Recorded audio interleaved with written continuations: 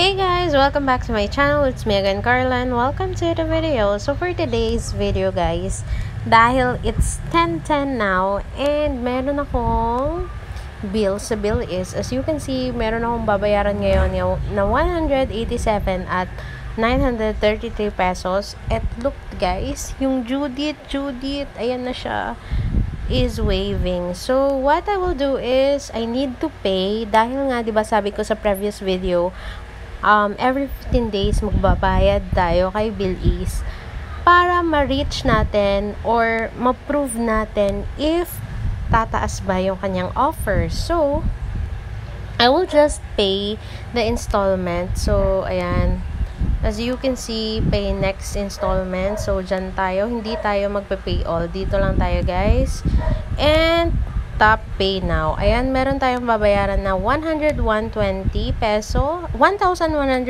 peso pala. So ayan, what I will do is I will just download this bill is QR code and allow sa ating, save natin yan sa ating photo gallery.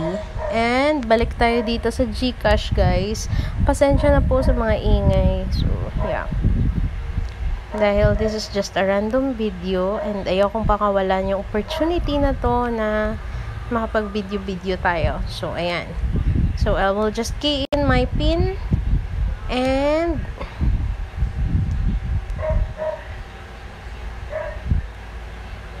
ayan, what I will do is I'll just tap the send and tap express send.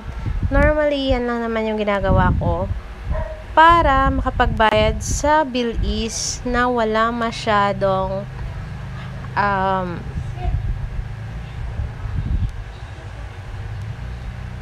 walang charge or other hidden charges.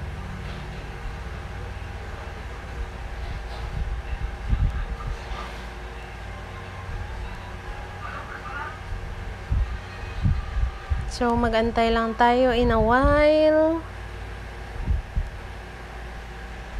Oops. Ayan.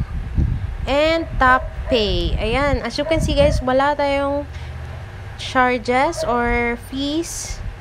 So, ayan.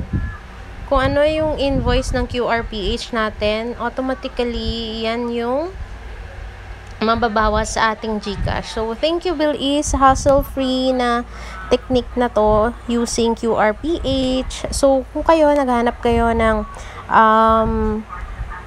way kung paano ba mapalesen yung babayaran mong charges, so, ayan na, sagot na tayo ni Bilis using the QRPH guys. So, pay using the QRPH para wala kang charges na babayaran. So, that's it for today's video. Bye!